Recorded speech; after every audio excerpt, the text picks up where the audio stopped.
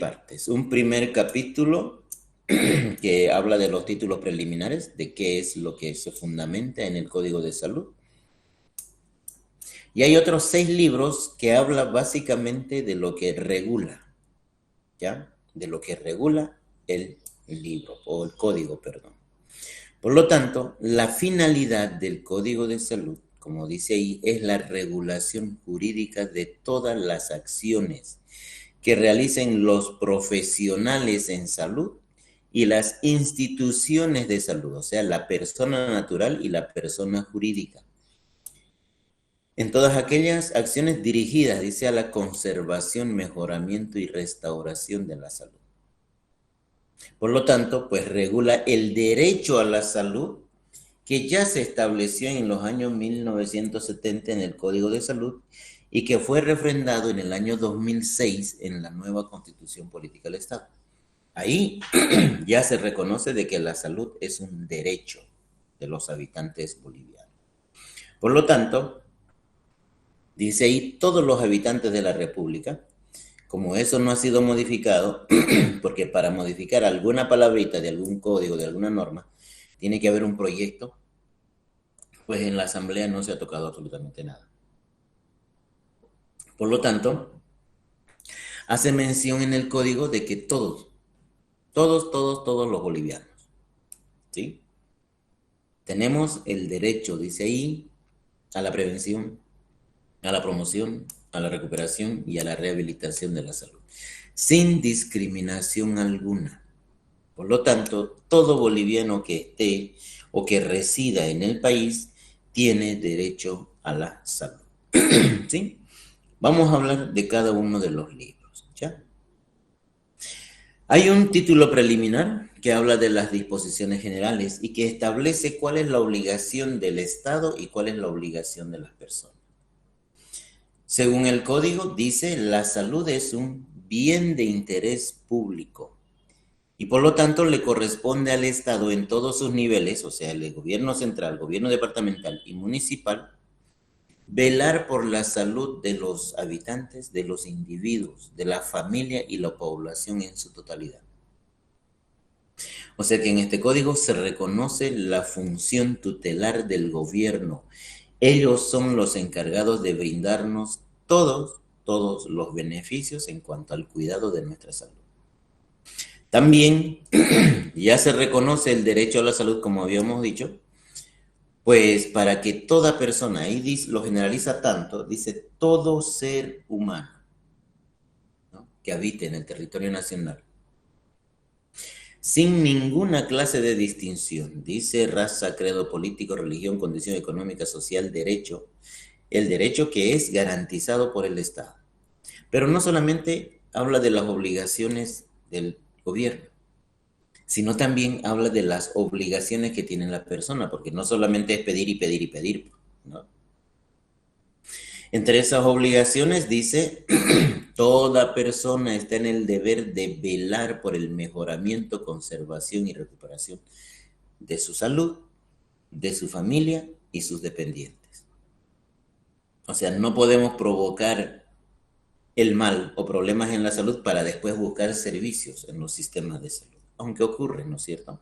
Pero eso es sancionado penalmente. También habla de que toda persona natural o jurídica, o sea, el profesional en salud y la empresa que brinda un servicio, está obligada a brindar toda la información necesaria, veraz y oportuna para realizar farmacovigilancia y vigilancia sanitaria. ¿Qué quiere decir eso? Pues hay enfermedades que se denominan problemas de salud pública, ¿no? Esas enfermedades de salud pública deben ser evaluadas y contadas, si ustedes quieren, continuamente.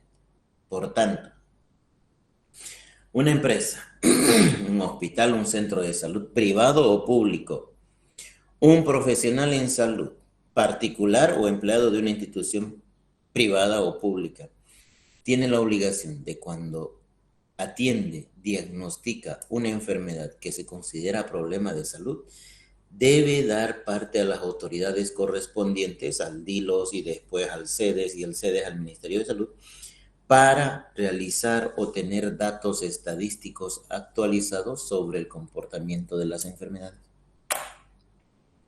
Cuando aparece un dengue, por ejemplo, ahora con la viruela del mono, con el COVID, ¿no es cierto? No todas las personas se van al sistema público. Uno, si tiene el recurso, se va a un hospital privado o a un médico privado.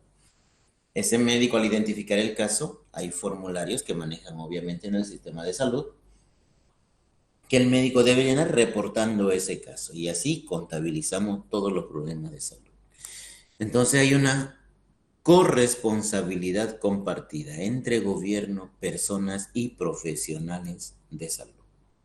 Eso es lo que dispone primero el Código de Salud. Luego está dividido en 6 libros. ¿Sí? Resumidos, aquí los vamos a hablar de manera rápida y directa sobre lo que trata cada libro. ¿Ya? Son 6, habíamos dicho. El libro primero. El primer libro del Código de Salud se enfoca específicamente en lo que es la promoción y prevención. Promoción de la salud y prevención de la enfermedad. ¿Sí? De la promoción habla y se refiere exclusivamente a la educación. Pues habla de que las autoridades sanitarias, en coordinación con las instituciones de salud, deben orientar, deben crear ambientes necesarios para generar conciencia en la población sobre el cuidado de su salud. O sea, hay que enseñarle a la gente cómo cuidar su salud. Esa es una función fundamental del Sistema Nacional de Salud, de los profesionales en salud y todos los servicios que se brinden en salud en nuestro país. También habla del enfoque familiar que debe tener la atención en salud. Dice la autoridad en salud, en este caso el CEDES y el Ministerio de Salud. Ya vamos a entenderlo así. Cuando diga autoridad en salud, pues estamos hablando de el Ministerio de Salud y del CEDES. Las autoridades de salud establecen los programas enfocados en un nuevo modelo de atención, SAFSI, Salud Familiar Comunitaria Intercultural, enfocados principalmente en luchar contra el flagelo de la población boliviana, lo que es la alta tasa de mortalidad materno-infantil. Entonces ya en el año 1970, por los años 70, cuando se promulgó este código, pues las tasas eran demasiado elevadas, ¿no? Y ahí ya se empezaron a fomentar los programas de atención materno-infantil. Hoy en día, bueno, hasta el año 2018 existía el SUMI, el Seguro Universal Materno-Infantil, desde el 2003. Y ahora se está implementando con el SUS, ¿no es cierto? El Sistema Único de Salud. Por lo tanto, dice también que es obligación de los padres y representantes legales o en su defecto el Estado, porque pueden haber niños, personas huérfanas, ¿no ve?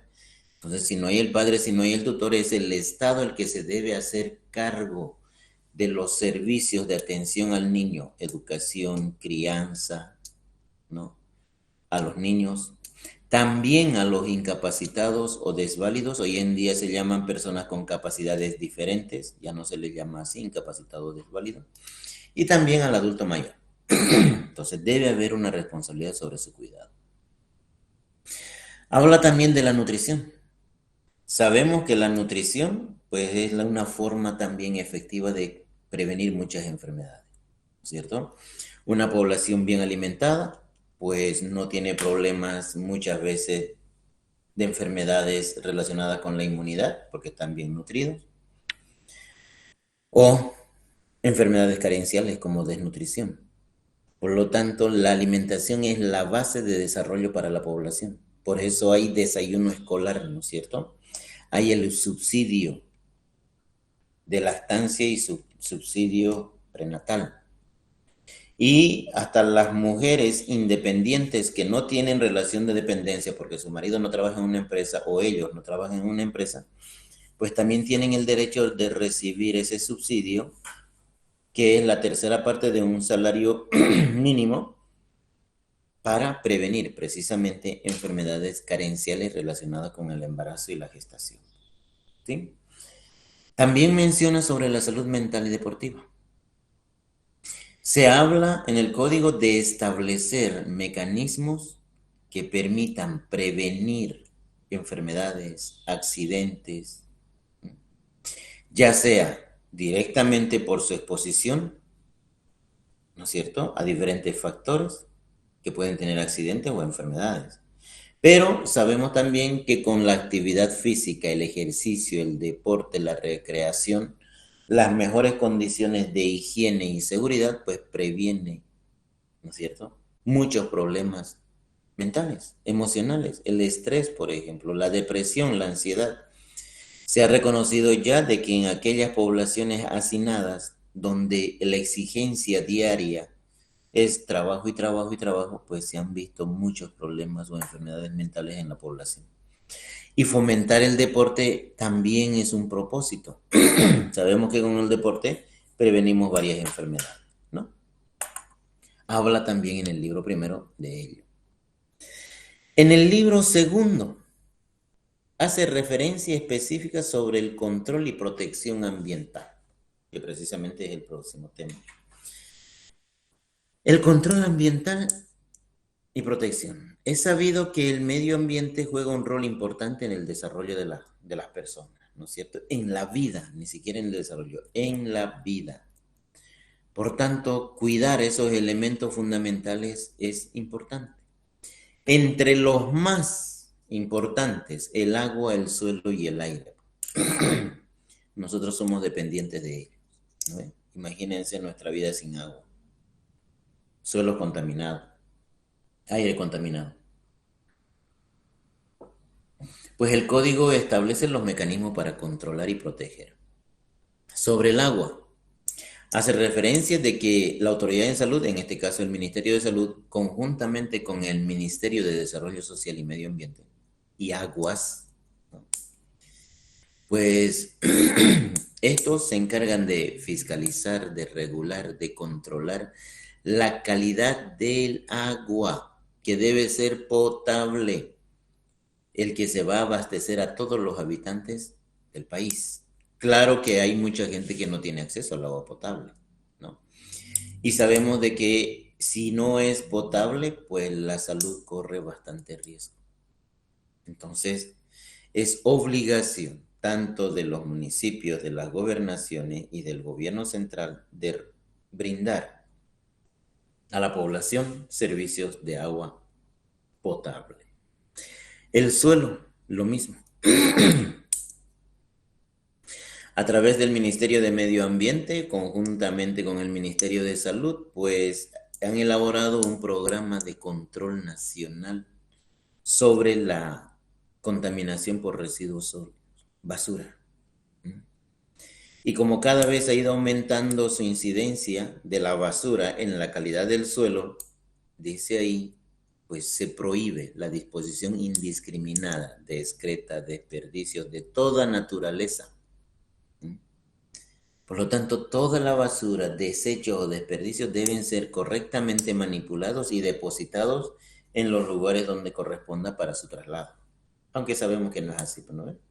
Han visto esos letreros ahí, dice, prohibido botar basura, multa 2.000 bolivianos. Y ahí abajo precisamente está el montón de basura, ¿no? Lamentablemente contaminamos el medio ambiente.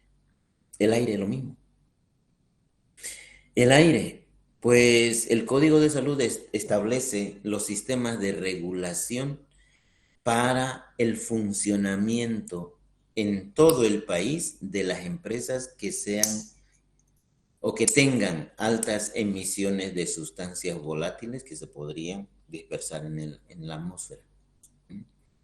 Entonces, pues todas las empresas o instituciones que vayan a ocupar ciertos procedimientos y por lo tanto vaya a afectar al suelo, pues deben tener la autorización necesaria que les faculta su funcionamiento, ¿no? Primero la licencia de funcionamiento, luego está la licencia ambiental, luego está el número de identificación tributaria y luego está el registro en Fundempresa. Si no tiene eso, supuestamente no va a poder inscribirse o ser registrado ahí. Entonces es obligatorio una licencia ambiental, aunque no sabemos que en la ciudad, por ejemplo, para qué se utiliza. Con tal de pagar, de cobrar para la licencia y ya está, ¿no? Le firman cualquier documento sin siquiera evaluar el impacto al medio ambiente, nada. Por lo tanto, el cuidado del aire también es fundamental. Pero no solamente agua, suelo y aire, sino también el urbanismo. Las construcciones, las carreteras o las calles, los domicilios. Pues las construcciones deben estar autorizadas por ciertas instituciones, ¿no? Por ejemplo, tenemos en Santa Cruz el plan regulador, que esa es la autoridad competente para autorizar o no la construcción de ciertos ambientes, edificios, condominios, parques, lo que vaya a ser, para minimizar al mínimo, minimizar al máximo, podría decir, cualquier efecto que podría tener el desarrollo urbanístico. Sabemos que mientras talemos árboles, construyamos avenidas, llenemos de cemento, de losetas, de asfalto, de lo que vaya a hacer, aumenta el nivel de temperatura y eso, la temperatura atmosférica puede afectar en la salud de las personas, ¿no? Entonces, pues tiene que haber alguien que regule la construcción de eso. También, pues tiene que ver las instalaciones que de alguna manera pueden influir en el estado de salud de las personas. Y esas instalaciones, esos ambientes también deben estar fiscalizados por, obviamente, las autoridades, como en este caso el Ministerio de Obras Públicas, ¿no? El plan regulador y todo ello. Por lo tanto, cualquier instalación, dice ahí, cines, teatros, campos deportivos, hoteles, restaurantes, terminales de buses, establecimientos públicos de cualquier índole y otros sitios, pues deben ser controlados, regulados y que no afecten en la salud de las personas. También, en su otro punto, habla de los alimentos y las bebidas. Pues sabemos que el alimento es una forma también de transmisión de enfermedades, ¿no es cierto? Las bebidas también, tanto enfermedades transmisibles como no transmisibles. Por lo tanto, el Ministerio de Salud, por el departamento correspondiente, establece las normas para para fiscalizar, ¿no es cierto? Controlar los alimentos en cuanto a su producción, a su comercialización, a su consumo, a su expendio, de manera que no vayan a afectar en la salud de las personas. Aunque sabemos que también pues, hay alimentos de contrabando, ¿no es cierto? Que nadie los controla. Y eso podrían representar algún riesgo para la salud. Por lo tanto, no cualquiera también puede manipular esto. Dice, y toda persona que manipule y distribuya alimentos y bebidas deberá previamente cumplir con las exigencias sanitarias. Por ejemplo, en los restaurantes, en la heladería, el personal que trabaja ahí periódicamente debería de realizarse un control sanitario. O sea, de qué podría estar enfermo. Lo más importante son las enfermedades transmisibles, ¿no ve? Tuberculosis, que a veces es imperceptible o es asintomático porque está en otros órganos, como en los músculos. Enfermedades virales, resfrío, influenza, y por qué no hablar del COVID también, ¿no es cierto? O sea, una persona para que pueda manipular un alimento debe estar sana y debe utilizar todo el equipamiento necesario para que no se impacte en su salud de manera negativa, ¿no ve? Por lo tanto, también regula eso. También habla el libro segundo sobre las radiaciones y los isótopos radioactivos, o sea, compuestos similares que tienen otra aplicación, ¿no es cierto? Por su estructura molecular nada más. Entonces, pues cualquier equipo que se vaya a importar, exportar, posesionar o tener instalación, comercio, transporte, reparación, pues se requiere una autorización del Ministerio de Salud. O sea, no cualquiera podría traer un ecógrafo o un radiógrafo. No, son instituciones que brindan ciertos servicios y por consiguiente pues tienen eso, ¿no? Ups, ¿qué pasó? También todas las personas o personas naturales o personas jurídicas pues deben preverse, preverse la protección de la radiación, tanto en los trabajadores como en la población potencialmente expuesta, dice ahí. Porque las radiaciones sabemos que sí o sí generan problemas graves, ¿no es cierto? Y su exposición permanente afecta. Uno de los problemas, creo que les comenté a ustedes o no, cuando van a hacerse sacar radiografía, ¿no es? Cuando se sacan radiografía, ¿qué hacen? O no solamente uno, sino por los hijos. Han visto a varias mamás y especialmente con las mujeres. El niño se cayó de la grada, pues se quebró el bracito, va a radiología porque el médico le dice que hay que ver la fractura. ¿Qué hace el radiólogo? Pues el radiólogo está con su bata, está con su ambiente y su casetita que está protegida contra las radiaciones del rayo X, obviamente. Pero ¿qué hace con la mamá? Le agarra al niño, le echa, como de ya, aquí le va a agarrar, agárrale que no se mueva, quietito, hasta que le saque. Y la mamá así con su ropa de calle, todo, le agarra y el radiólogo dispara, ¿no? Ya está, ya, felices. Pero la madre, no, pues la madre ha absorbido grandes cantidades de radiación. Por eso hay muchos problemas de tiroides en las mujeres. 3, 4 radiografías para sus 4 hijos. Y hay algunas veces con su mamá, con su papá, a quien haya ayudado. Y el radiólogo ni se preocupó, ¿no es cierto? Ni siquiera le dijo a la mujer, venga, póngase este collarín cervical protector para que las radiaciones no pasen a la glándula tiroides. Y ese es un factor condicionante. Entonces, pues la norma dice se debe proteger a todos. Por lo tanto, personas que entren al salón de radiografía también deben tener mucho cuidado y utilizar las barreras de protección. Aunque nadie lo hace, ¿no ven? Ni el mismo radiólogo te dice eso. También habla de la higiene y seguridad industrial. Pues las instituciones, de cualquier índole, una industria farmacéutica, un hospital, un laboratorio, un consultorio, lo que vaya a hacer, ¿sí?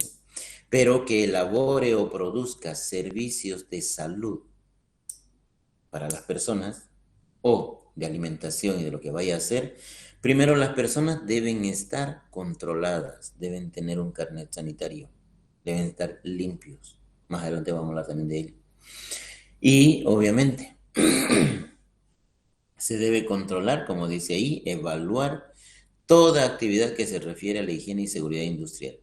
En las industrias hay que darle equipo de protección personal, sí, en el laboratorio es lo mismo, en la farmacia también, ¿no es cierto? Según sus condiciones y según su ámbito laboral, pues debe haber cierta bioseguridad en el lugar de trabajo.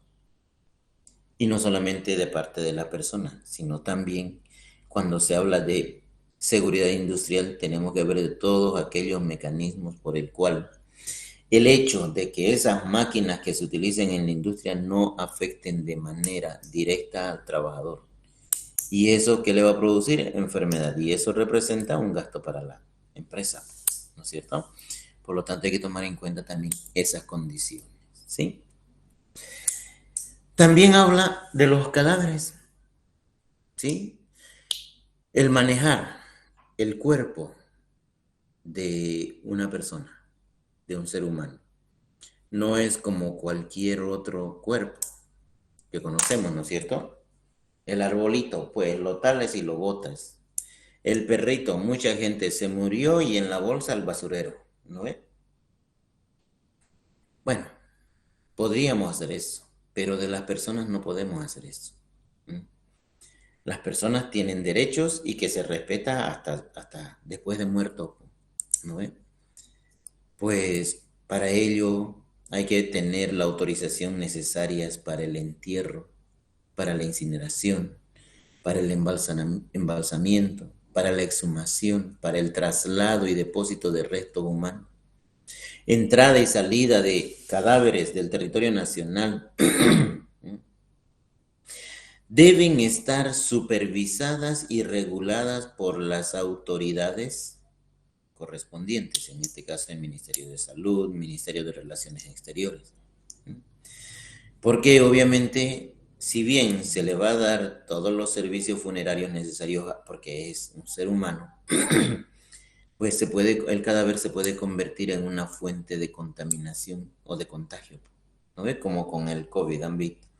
Los muertos por el COVID no salían así por así. O era incinerado, había que quemarlo, o había que tener una autorización expresa, ¿no es cierto? Y se envolvían los cajones, desinfectaban ahí y solamente era prohibido velar, sino que era directamente enterrar por su condición de humano. Por lo tanto, todos los procedimientos que se realicen en cadáveres deben ser plenamente autorizados por la autoridad competente. Si hay que hacer investigación de posibles delitos y todo lo demás, no podemos desenterrar a la persona cuando nos dé la gana. Cuando hay que embalsarlo, tampoco lo vamos a hacer porque nos le dé la gana, sino tiene que haber indicaciones específicas para poder cumplir con esa situación. ¿Sí? Eso habla el libro segundo. El libro tercero habla de la prevención y control de las enfermedades, obviamente, transmisibles y no transmisibles. ¿Sí? Hay una disposición general, como dice ahí, donde la autoridad sanitaria, el Ministerio de Salud y el CEDES tienen a su cargo, dice, todas las acciones normativas de vigilancia y control de enfermedades transmisibles. Pues como son enfermedades consideradas de salud pública, se deben reportar y tener casos actualizados siempre de estas enfermedades, porque eso nos permite identificar posibles riesgos, si va a haber un brote epidémico o no. Por lo tanto, pues todos los profesionales en el nivel de atención que trabajen deben estar conscientes de eso, de que hay que dar parte a las autoridades nacionales sobre posibles problemas de salud y que se convertirían en un riesgo para la población. También, pues el Ministerio de Salud dice que establece los requisitos sanitarios que deben cumplir los medios de transporte, ya sea terrestre, fluvial, aéreo, para el traslado de personas afectadas con enfermedad transmisible. El ejemplo está con el requisito para viajar, por ejemplo, al exterior, debes tener tu certificado de vacunas contra el COVID-19. Y en algunos casos tienes que tener la prueba negativa del COVID. Recién se da curso al traslado. Si no, una persona no va a poder moverse porque fácilmente se transmite la enfermedad. Una de las enfermedades más antiguas que conocemos, bueno, hasta nuestra época, ¿no? Es la fiebre amarilla, por ejemplo. Y toda persona que va a viajar al exterior, si va a Europa, si va a Estados Unidos, tiene que presentar su carnet de vacunación de la fiebre amarilla actualizado. También habla de las inmunizaciones, como se refiere a la prevención y control de enfermedades, pues habla de la inmunización. Esto tiene que ver con lo que es la prevención de enfermedades específicas. En nuestro país, allá hay un programa establecido desde los años 1970, lo que es el PAI, el Programa Ampliado de Inmunización, las vacunas. En nuestro país hay un listado de enfermedades prevalentes que se pueden controlar o prevenir con inmunización. Ese PAI, por ejemplo, el Programa Ampliado de Inmunización, es de aplicación obligatoria en los centros de salud para todo niño menor de 5 años, ¿no es cierto? Todos los niños de 5 años menores deben recibir su vacuna, ¿no? contra la polio, contra la difteria, contra el tétanos, coqueluche, rubiola, sarampión. ¿No? Y se ha implementado ya la vacuna para el papiloma humano, ¿no es cierto? Hasta las mujercitas a los 12 años. Y pues también ya se está presentando la posibilidad de que se tenga que vacunar contra el COVID, por ejemplo, de manera anual. Porque la OMS en su último reporte que tiene dice que, y como lo decían desde antes, ¿no? El COVID se va a convertir en una enfermedad endémica. O sea, a todos nos va a dar en algún momento. De que no vaya a brotar y no vaya a afectarnos y matarnos, va a depender del sistema inmunológico. Por lo tanto, cada año de repente tengamos que vacunar. Y así prevenimos enfermedades, ¿no? Es importante cumplir con la inmunización.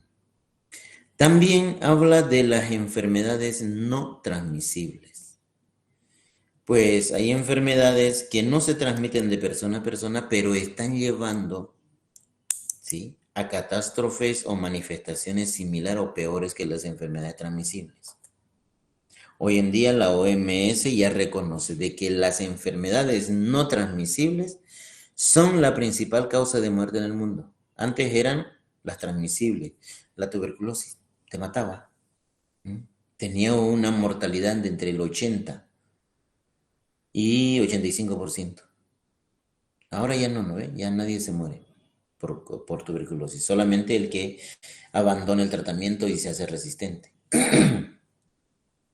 Pues hoy en día las no transmisibles, el estrés, la diabetes, la depresión, la obesidad, son enfermedades consideradas ya en algunos lugares y en el nuestro, la mayoría, menos algunos, son considerados problemas de salud pública. La diabetes, los problemas cardiovasculares son considerados problemas de salud pública. También, si hablamos de prevención y control de enfermedades, tenemos que referirnos a lo que es la zoonosis. Una zoonosis no es otra cosa que una enfermedad producida por un agente etiológico que habita en los animales. Por lo tanto, el animal puede trasladar el virus o la bacteria de una persona a otra persona. Y hay animales que por su necesidad, pues algunos son domésticos y algunos se utilizan para la alimentación, ¿no? Entonces, hay estrategias, programas de vacunación contra los animales domésticos. La rabia, por ejemplo. En el gato, la toxoplasmosis. Bueno, también la rabia, no en el gato. Aves pueden tener también rabia. Entonces, todo lo que tengamos como mascota en el domicilio, pues debe ser controlado, higienizado y vacunado para evitar esa enfermedad. Y lo mismo sucede con los animales dirigidos o producidos con el fin alimentario. El pollo. En los criaderos de pollo se debe incrementar el sistema de vacunación contra la gripe aviar, como ya hay en la mayoría, pero hay centros de salud clandestinos, ¿no?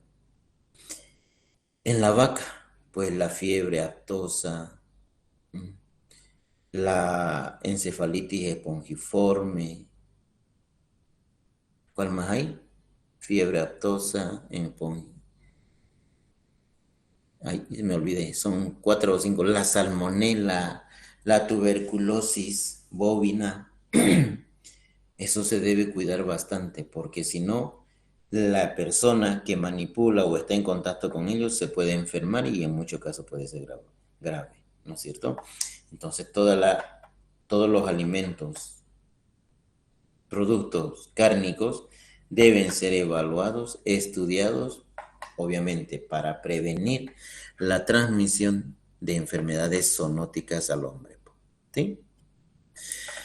También el libro tercero habla de los accidentes. Accidentes laborales que generalmente puede darse por descuido, por falta de prevención, por falta de equipamiento, Por lo tanto, el Ministerio de Salud y el CEDES regula, ¿sí? Regula la implementación de, obviamente, medidas, ¿no es cierto?, destinadas a proteger o a prevenir los accidentes. Mejorar las vías, mejorar la señalización, educar a la gente sobre la prevención de accidentes. Eso es importante para el sistema de salud. También habla de la rehabilitación.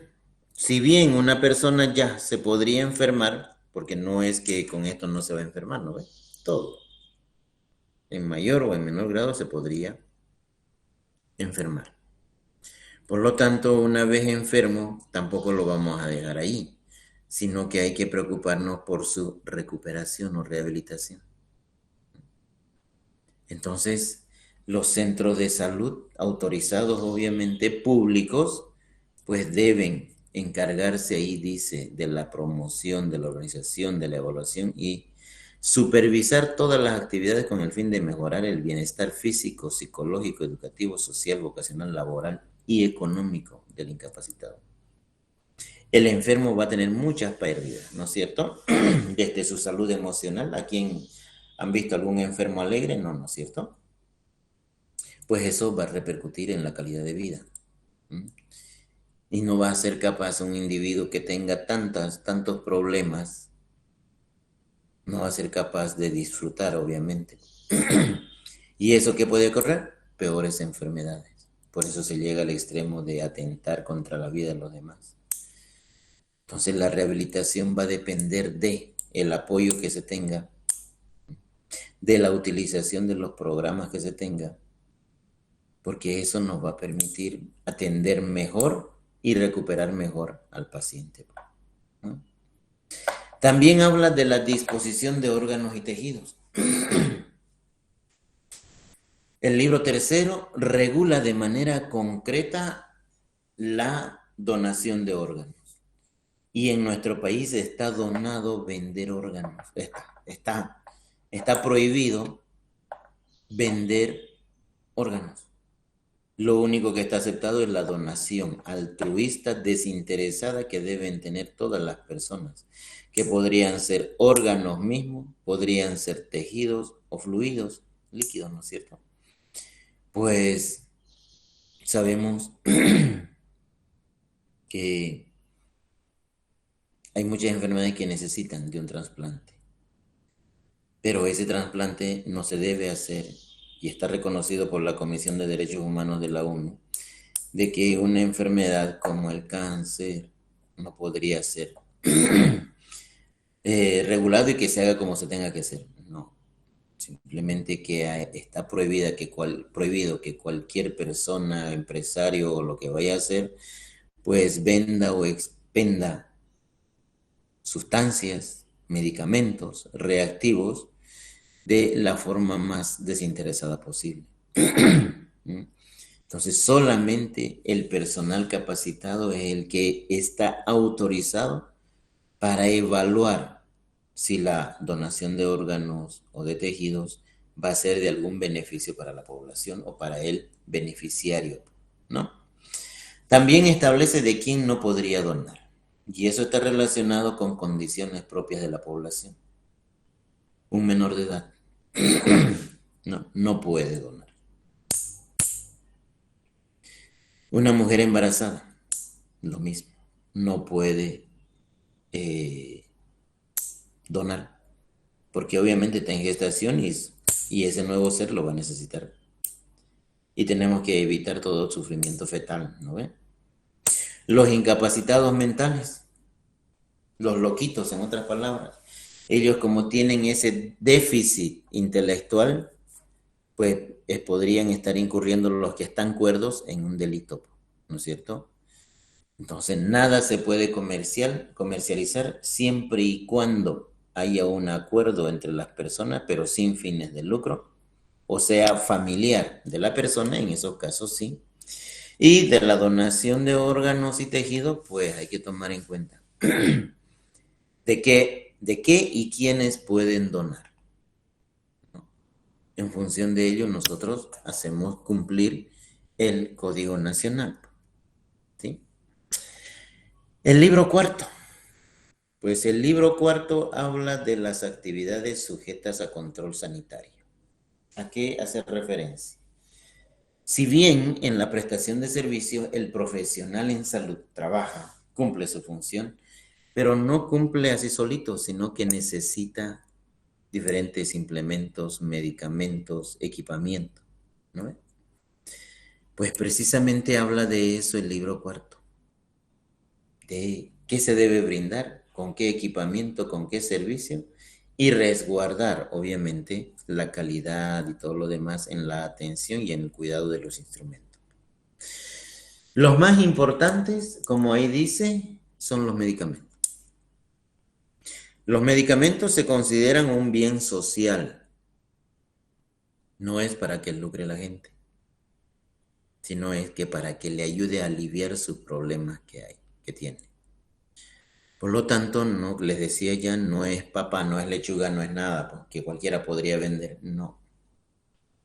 Hay unas normas, está la Lista Nacional de Medicamentos, está la GEMED y está el DINAMED, que son los que regulan, dice ahí, la producción, elaboración, manipulación, importación, almacenamiento, envase, etiquetado, transporte, todo.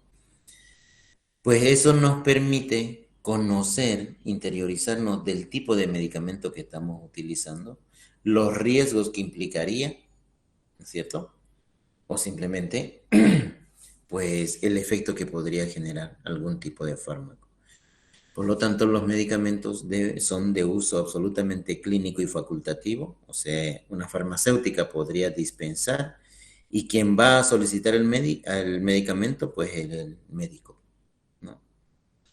Por lo tanto, dice, toda persona natural o jurídica solo podrá importar, fabricar, manipular, comercializar el medicamento, habiendo cumplido las exigencias, sobre todo en cuanto al producto, que reúnan las condiciones de identidad, pureza, calidad, bioseguridad y eficacia. O sea, que el producto sea bueno, ¿no? También habla de los aparatos y equipos en salud. Es sabido que un trabajador no es nomás porque vaya y listo, aquí va a trabajar. No. Hoy en día la tecnología es indispensable. Tendrá que utilizar por lo menos una computadora o un teléfono o lo que vaya a hacer, un mapa electrónico, ¿no? Cualquier equipo que pueda comercializarse en nuestro medio tiene que tener una autorización previa. Mientras no haya esa autorización, nadie, absolutamente nadie puede lucrar con eso. Entonces también el libro cuarto vela por la utilización y el uso adecuado de los equipos. También en el libro cuarto habla de las actividades sujetas a control sanitario. Pues hay ciertos factores, deportistas, personas que pueden dedicarse a comercializar estupefacientes o utilizar estupefacientes, ¿no? Y que sabemos que estos fármacos estupefacientes son altamente adictivos, al igual que la heroína. Y por lo tanto son sustancias de uso exclusivamente clínico. O sea, no se le puede dar para la casa. ¿Ya? Exclusivamente. Y por lo tanto, pues esos medicamentos que son utilizados para tratar enfermedades no se deben gestionar mal, porque tienen su procedimiento. Ustedes ya deben saber, los estupefacientes se prescriben en receta valorada. Los psicotrópicos, que son otros fármacos también, que tienen capacidad adictiva, pero no están marcadas como los estupefacientes. Pero igual, también están controlados y fiscalizados. Entonces, ¿quiénes podríamos tomar en cuenta para la manipulación? Les decía, el tipo de servicio, el médico no es cualquiera el que va a prescribir. La persona no puede hacer uso incorrecto de esas recetas porque hay dos distintas. Los estupefacientes se dispensan en recetas valoradas. Son un tipo de formulario que tiene 3 copias. El original se va con el paciente, una copia se va para la farmacéutica, la que va a dispensar, y una copia pues se queda con el médico, ¿no? Porque él también tiene que certificar cuáles fueron las causas por si hay un problema, una demanda o algo, y le van a llamar a declarar. Entonces hay que tomar en cuenta eso también. ¿Cómo vamos a manejar? Porque todos estos medicamentos estupefacientes y psicotrópicos están contempladas dentro de una ley. La ley 1008, no sé si han escuchado.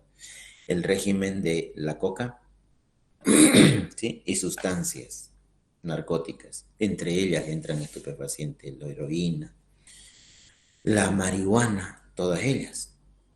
Porque obviamente generan altos niveles de dependencia. También se debe tener cuidado según la norma, el código, en el libro cuarto, los venenos tóxicos y reactivos orgánicos, que son útiles para la actividad laboral en muchos casos. Pero si no se saben utilizar, podrían convertirse en veneno, ¿no? O sustancias tóxicas. Entonces, quien va a manipular o va a manejar este tipo de sustancias debe tener una capacitación específica para que no haya ese posible error, ¿no es cierto?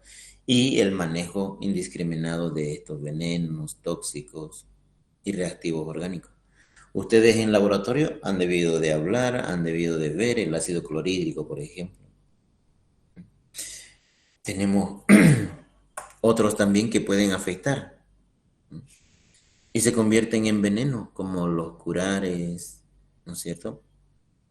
Algunas plantas que tienen ciertas sustancias que son venenosas, hongos venenosos, pues hay que prever el contacto con ellos y tomar en cuenta siempre de que pues la interacción sea correcta y de esa manera manipulemos bien, siendo responsables venenos, compuestos orgánicos que sean tóxicos para la persona y que también se promueva obviamente el manejo adecuado de los estupefacientes. ¿Sí? También el libro cuarto habla de los laboratorios de salud. En nuestro país, así por así, no puede funcionar algún laboratorio de salud, sino que tiene que tener una autorización a través del CEDES del Ministerio de Salud. Entonces la cadena es Ministerio de Salud, CEDES. Pues todos los profesionales que vayan a regentar el laboratorio deben tener la capacidad necesaria para el funcionamiento o la funcionalidad de estos laboratorios. Por lo tanto, hay que ver el funcionamiento, la calidad del servicio, que generalmente de manera temporal lo hace el CEDES. Si hay estupefacientes, si hay psicotrópico y cómo se está comercializando. También habla de los bancos de sangre. Hace rato hablábamos de la donación. Ahora hay bancos de sangre, de órganos, de tejidos, de células. Han visto los bancos de células madre. Bueno, en nuestro país es un sistema de lucro, ¿no ve? Todavía la tecnología no ha descubierto cuál es el efecto y todo, consecuencia o motivo y todo lo demás. Pues hay que tomar en cuenta de que el sistema de salud tampoco lo va a hacer. Por lo tanto, hay que autorizar a ciertas instituciones para que sí lo hagan.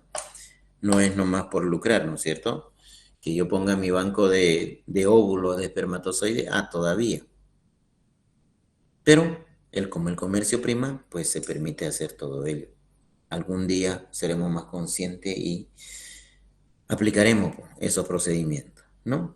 Por lo tanto, es obligatorio que haya un banco de sangre, un banco de órganos o tejidos, porque eso nos permite adecuar nuestra atención directamente en los problemas relacionados con la población de manera directa. ¿Sí? También el libro cuarto, que habla de las actividades sujetas a control sanitario, hace referencia a los plaguicidas. También son considerados venenos, ¿no es cierto? Pero tienen una descripción distinta. Porque los plaguicidas no han sido creados con el fin de generar daño en las personas, ¿no? Sino en controlar las plagas precisamente. Y ese control de las plagas, para ello, pues se utiliza diferentes compuestos. Y no cualquiera podría utilizar. Dice ahí, personas naturales o jurídicas que formulen, fabriquen, manipulen, almacenen, transporten, comercien, suministren o apliquen los productos denominados plaguicidas en virtud de la ley de la sanidad vegetal.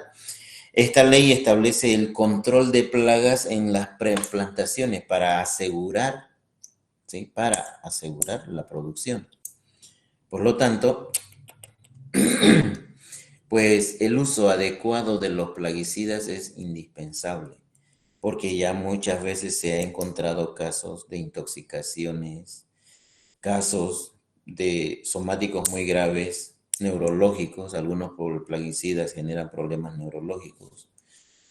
Y pues no se hace nada en muchos aspectos sobre el control de ello, ¿no es cierto? Ustedes van a cualquier veterinaria y encuentran su plaguicida ahí y sin necesidad de para qué o cómo, se los venden. También el libro cuarto habla de los cosméticos y perfumería y además y demás implementos de higiene personal o de aseo personal. Es sabido que hay muchos cosméticos, perfumes, que en vez de generar salud o bienestar en la población, pues generan enfermedades. Son peligrosos. Por lo tanto, pues, ¿quién puede importar o elaborar estos cosméticos? Pues van a ser los sistemas de control que facilitan el transporte de estos medios o recursos y así poder autorizar o no la comercialización. Los cosméticos, por ejemplo. ¿Han visto cómo los cosméticos, el pintalabio, se vende hasta en carretillas? ¿No ven? En los mercados, en las plazas, se vende. Pero ¿cuál es el conocimiento y el cuidado que se debe tener? Esos labiales que son baratísimos a 5 pesos, 3 pesos, y son, supuestamente la que nos vende son colores permanentes que no se va a despintar. ¿Por qué hacen eso? Pues esos fármacos tienen plomo, por ejemplo, y el plomo es un metal pesado, y eso es cancerígeno. Por eso hay muchos casos de cáncer labial o de, claro, labial u oral en personas que han utilizado por bastante tiempo ese tipo de cosmético, que es difícil de tratar y todo lo demás. Por lo tanto, se debe establecer su regulación y, obviamente, quién, cómo, ¿no es cierto?, podría considerarse una actividad necesaria para el control sanitario. Y por último, pues habla el libro 4 del tabaco. El tabaco es una enfermedad social. ¿Sí? Es una enfermedad social, aceptada socialmente, pero hay un gran problema con el tabaco. Pues el humo del tabaco no solamente afecta al fumatérico, sino afecta a la población cercana. Que estés fumando y tu amigo está al lado y está respirando ese humo, ustedes ya lo saben, es ese amigo el que tenga más probabilidad de desarrollar una enfermedad, ¿no es cierto? Entonces, pues hay que tomar en cuenta eso. Pero sabemos también de que hay ciertas regulaciones permisivas en otros países. En nuestro país, por ejemplo, ya no se puede hacer propaganda para el cigarro, ¿no? Más bien se obliga. Si alguien ha comprado alguna cajetilla, pues en el otro lado hay mensajes ecológicos de bienestar, ¿no ve? De la salud. Y en el mismo eslogan dice, fumar es dañino para la salud. Claro que el mensaje está ahí. Ahora, ¿quién lo cumpla? ¿Cómo lo cumpla? Bueno, también ese es un problema, ¿no? Entonces el tabaco es un problema social, porque nosotros respiramos ese aire y ¿quién tiene más probabilidades de enfermarse? ¿El fumador social o el fumador activo? Obviamente el fumador, perdón, pasivo, ¿no es cierto? El que nunca ha bebido, pero está en un lugar donde todo el mundo fuma, que repita ese procedimiento pues de repente vaya a tener, ¿no es cierto?, alguna enfermedad o algo relacionado con el tabaco. Porque sabemos que el tabaco, como planta, como vegetal, tiene muchas aplicaciones, ¿no? De ahí traemos la nicotina, por ejemplo. Y es un parasimpático lítico, ¿no es cierto? Entonces, de ahí hemos encontrado en la mayoría de los casos las explicaciones sobre lo que es el control y el manejo de actividades. En este caso, el tabaco. El libro quinto. Pues el libro quinto habla específicamente, como dice ahí, del ejercicio profesional. ¿Sí? Pues está reconocido por la autoridad sanitaria, por el ministerio, dos tipos de profesiones en el área de salud, ¿no?, que prestan servicios de salud. Pues están los profesionales con ese grado universitario y están los técnicos medios, técnicos intermedios y auxiliares con su propia autorización, obviamente, con un título que respalde su conocimiento. Pues todas las profesiones, dice ahí, de la medicina, la odontología, la farmacia, la bioquímica, educación sanitaria, enfermería, nutrición, veterinaria y otro tipo, dice, de campo, participación de profesionales con un grado mínimo de licenciatura. ¿No? Entonces, en nuestro país se reconoce el nivel académico de licenciatura universitaria que se respalda con un carnet, ¿no es cierto?, y con un título en provisión nacional. Solamente esas personas podrían ejercer alguna función de la que arriba mencionado. Por otro lado, también reconoce la profesión técnica y auxiliar. Técnicos medios, técnicos intermedios, auxiliares, que se convierte en el personal de apoyo para los profesionales universitarios. Por lo tanto, pues el brindar servicios en auxiliatura, en farmacia, en enfermería, pues tienen que tener también un título que respalde esa formación académica técnica auxiliar, que se podrían otorgar en institutos de formación intermedia que están autorizadas por el Ministerio de Educación. Tienen su resolución ministerial, ¿no es cierto? Ellos podrían ser auxiliares. Entonces se reconocen dos tipos, dos niveles, ¿no? O el profesional universitario con ese grado académico o el personal auxiliar. Claro que cada quien tiene sus responsabilidades también, ¿no? El auxiliar no puede hacer lo que el licenciado hace, y el licenciado podría hacer lo que el auxiliar hace. Claro, eso es también parte de su formación, ¿no? También el Código de Salud establece ciertas obligaciones, como el servicio social obligatorio. Así se llama ahora, antes se llamaba año de provincia, ¿no? Comúnmente se le llamaba año de provincia. Pues el Código de Salud obliga que todos los profesionales en salud, egresados de medicina, de odontología y de enfermería, realicen su servicio social obligatorio como requisito para la obtención del título en provisión nacional. Es un año de práctica obligatoria para brindar un servicio, ¿no es cierto? Por lo tanto, todos ellos tienen la obligación de hacer ese año o ese servicio social. El bioquímico, el farmacéutico, antes lo hacían, ¿sí? Pero obviamente que ahora no es obligatorio el servicio social, porque eso se...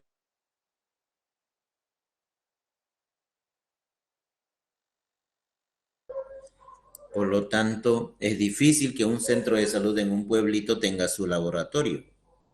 Tendría que ir el bioquímico ahí, ¿no es cierto? O es difícil que un centro de salud de primer nivel tenga su farmacia o su botica para que un farmacéutico vaya a practicar ahí, ¿no es cierto? Entonces, para el profesional farmacéutico y bioquímico se establece el año de internado, ¿sí? O las prácticas de internado, que se realiza obviamente en el sistema urbanos, donde hay hospitales de diferentes niveles, hay laboratorios, hay farmacias. Entonces, en ellos se debe realizar la práctica, ¿no? También hace referencia al establecimiento de salud. La institución, el lugar, el hospital, la clínica, el centro de salud.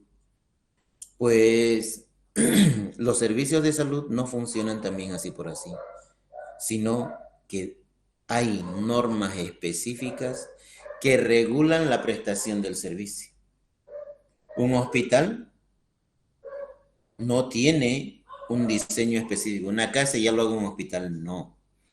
Pues para que funcione un establecimiento de salud, sea una industria, sea un laboratorio, un hospital, una farmacia, una botica, una farmacia magistral, lo que vaya a hacer, debe haber una autorización previa, fiscalización o control o aseguramiento de las condiciones para el funcionamiento. ¿Cuáles son esas condiciones? Pues el manual técnico de cómo debe ser, ¿no es cierto? Cómo debe estar organizado, quiénes deben trabajar, qué tipo de personal es mínimo para eso, cómo es la estructura del edificio, la ubicación, el diseño, las instalaciones, los equipos, el sistema sanitario. O sea, debe cumplirse con todas las especificaciones técnicas para el correcto funcionamiento de un establecimiento de salud.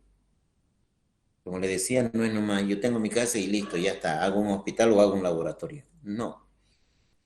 Debe haber un sistema de planificación y obviamente se somete a autorización, ¿no es cierto? Pues lo más fácil, y por eso hay mucha farmacia también, la única especificación de la construcción es que tenga 40 metros cuadrados, ¿no ve? Que tenga una heladera, que sea ventilado, iluminado y que con la otra empresa, con otra farmacia, esté mínimo a 40 metros. Eso es lo más básico. De ahí se va haciendo más complejo para un laboratorio, para un hospital, para una industria, que se deben cumplir con las buenas prácticas y todo ello, ¿no es cierto? Entonces se deben someter a ciertos controles, fiscalización para la autorización del funcionamiento. Si no, no funciona así por así. Y por último, pues tenemos el libro sexto, ¿sí? Las disposiciones finales. El libro sexto hace referencia a la sanidad internacional. Pues por problemas sanitarios, obviamente, y con esto de la globalización y el tránsito internacional, la ONU, la OMS y por acuerdos binacionales e internacionales, pues en todos los aeropuertos, ya sean aeropuertos como el de Virubiru, aeropuertos marítimos, bueno, aquí no tenemos, ¿no? ¿Cómo se llaman? Terminales ferroviarias o de buses. Establece el código que se debe tener en esos lugares centros de salud básica, de atención básica y de seguimiento sanitario para controlar, dice ahí, y prevenir el traslado de enfermedades transmisibles, tanto de salida como de ingreso. Y de esa manera prevenimos, ¿no es cierto?, la expansión de las enfermedades. Claro que eso nunca es efectivo también, ¿no ven? En el aeropuerto, por ejemplo, hay una institución destinada al control sanitario que supuestamente revisa todo el cumplimiento de la normativa para evitar que una enfermedad se expanda. Pero poco o nada sirve, ¿no? Cómo llegó el COVID, cómo llegó la viruela símica. Siempre va a haber falencias, obviamente. Pero de alguna manera se exige también el cumplimiento de ciertas condiciones. Les decía ya hace rato, el tránsito, ¿no es cierto?, internacional. Pues para viajar al exterior, por ejemplo, por norma, por recomendación de la OMS, las personas deben presentar, en la actualidad, ¿no es cierto?, con el COVID deben presentar su certificado de vacunación, su prueba negativa Desde el año 1980, se pide el certificado de vacunación contra la fiebre amarilla. Es un requisito, ¿no es cierto?, que se debe presentar eso. Y una persona, por lo menos cada 10 años, se debe realizar la vacuna contra la fiebre amarilla si viaja continuamente, ¿no? Deben ser carnet actualizado. Pues de esa manera prevenimos ciertas enfermedades y también, no solamente la prevención de enfermedades transmisibles, sino la atención de casos de emergencia por un accidente en el aeropuerto, en una terminal, se necesita equipos de salud, ¿no? También establece que se deben llevar adelante estadísticas en salud. Todo el tiempo se deben tener datos actualizados, dice, de la situación epidemiológica en el país. Por lo tanto, todas las instituciones que brinden atención en salud, directa o indirectamente, dice ahí, públicas o privadas, tienen que cumplir con todas las normas que establecen el Sistema Nacional de Estadística de Salud. O sea, en cualquier momento les va a pedir que pasen los datos de enfermedades, ¿no es cierto? Y eso tienen que reportar para levantar datos estadísticos y saber cómo se está comportando una enfermedad, si está aumentando, si está disminuyendo. Eso es importante para realizar la denominada vigilancia sanitaria y así saber cómo estamos en cuanto a enfermedades. Si están aumentando, si están disminuyendo, qué tendencia tienen. Eso es importante para prever en un país, aunque a medias se lo hace en Bolivia.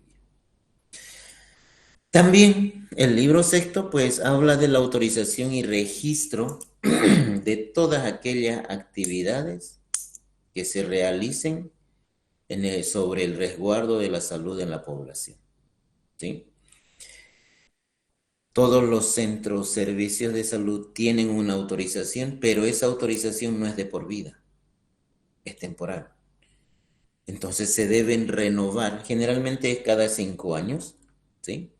Se deben renovar el permiso, la autorización, según evaluaciones, ¿no es cierto?, de cómo se está brindando el servicio, cuál es la calidad. Los laboratorios clínicos, por ejemplo, todo el tiempo tienen que estar presentando sus POEs, actualizando su procedimiento, tener el personal actualizado. El sede siempre elabora cursos y todo lo demás y todos tienen que andar al ritmo. Eso certifica la calidad del resultado. Por lo tanto, hay que satisfacer esa necesidad, ¿no? Y también el libro sexto habla de la investigación. Pues ya es un requisito fundamental, lo establece el Código de Salud, que se debe promover la investigación científica, dice, orientada al conocimiento de la persona y sus procesos normales, patológicos, o sea, investigar sobre las enfermedades, sobre el lugar donde se vive para evaluar el impacto sobre la salud. Investigación tecnológica, desarrollar equipamiento para la atención en salud. Y todas aquellas medidas o acciones dirigidas a solucionar los problemas de salud. Ya desde el año 1900, por los años 70, que está vigente el código, ya se establecía esa necesidad. Recién desde el año 2016 que el Ministerio de Educación se interesó por fomentar la investigación y dispuso una normativa nacional, ¿no ve? Es desde el año 2016 que en todas las universidades se tiene que hacer trabajo de investigación. Es por eso que ustedes cada semestre o hacen alguna de esas modalidades aceptadas, caso clínico, proyecto como el nuestro, trabajo de investigación, como requisito de formación académica. O sea, no es porque a la universidad le dé la gana. En la Gabriel se hace y en todas las universidades. Para fomentar la investigación o desarrollo de trabajo de investigación. Claro que falta todavía, ¿no?, un apoyo real del gobierno, ya sea el gobierno central, el gobierno departamental, municipal. Se habla, han escuchado lo que dice el presidente, vamos a construir hospitales de 4º nivel en el eje troncal. El gobernador también dijo que va a construir un hospital de 4º nivel. Pero lo que ellos dijeron fue que vamos a suplir las carencias en salud construyendo un hospital de 4º nivel, ¿no ve? Claro, es ofrecimiento político, porque un hospital de 4º nivel no es para atender a la gente, es para investigar. El personal es altamente capacitado. ¿A quiénes van a atender? A esas personas cuyo tratamiento no sea efectivo, se tenga que investigar nuevos tratamientos o se tenga que determinar nuevos métodos de diagnóstico. Es un servicio altísimamente caro. En Latinoamérica lo tiene Brasil y no tiene 3 como pretenden hacer en Bolivia. Si no me equivoco son 2. En Argentina hay 1. En Chile iba a habilitarse 1. Imagínense. Y nosotros querer tener 3. Claro, de construir lo van a construir, ¿no? Pero personal. O sea, también es absurdo, ¿no es cierto? Pero por lo menos estamos comenzando en lo básico, que es la investigación en las ciencias de la salud. Desarrollar esas habilidades investigativas. También habla, ya para terminar, pues de la coordinación, ¿no? Donde se establece que todos los niveles de atención y niveles gubernamentales, el gobierno central, el gobierno departamental, el gobierno municipal, deben coordinar sus acciones para prestar servicios de atención en salud. Claro que no lo hacen porque ahorita se están peleando entre pititas y masistas, ¿no? También se habla de la coordinación entre empresas públicas, privadas y mixtas en la prestación de servicios de salud para coordinar en la atención en salud el modelo de atención. Todo lo que esté referido con la salud debería de ser coordinado para que el principal beneficiario sea la población. ¿Pero qué se hace? Pues nada, ¿no ve? Cada quien se pelea y el principal afectado es la población. ¿Han visto cómo están los problemas en el primer y en el segundo nivel? Que corresponde a los municipios, a la alcaldía. Todo un despelote. ¿Han visto lo que está ocurriendo en el San Juan de Dios en el japonés, que le corresponde a la gobernación? Todo un despelote. ¿No ve? Ninguno, no hay un político que se salve. Y a nivel gubernamental, pues han visto cómo falta de personal, ¿no es cierto? En todas las instituciones. El gobierno central se encarga de ello. No hay personal. Todo un despelote también.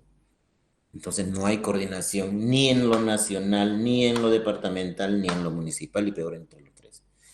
Y nosotros somos los afectados. Y también la inspección. Pues el libro sexto establece los sistemas de inspección. Pueden ser comunicados o pueden ser sorpresa a todas las instituciones que brinden servicios de salud para verificar el cumplimiento de las normas. Dice edificios, fábricas, establecimientos industriales, locales de alimentos, bebidas, cines, farmacias, laboratorios, hospitales, todo que vaya a brindar servicios de salud o que de alguna manera afecte o condicione la salud de la población, pues el Ministerio de Salud y las autoridades competentes pueden ir, inspeccionar al azar, sorpresivamente, las condiciones en que se están realizando las actividades propias de esa empresa para prevenir o evitar posibles consecuencias en la población, ¿no? Aunque también sabemos que lo hacen cuando les da la gana, no es permanente y eso pues afecta también en el comensal, ¿no? El que hace en el paciente, en el cliente y en el comensal, el que va a hacer uso de esos servicios. Y por último, habla de las sanciones administrativas. El Código de Salud es de obligación obligatoria, de cumplimiento obligatorio.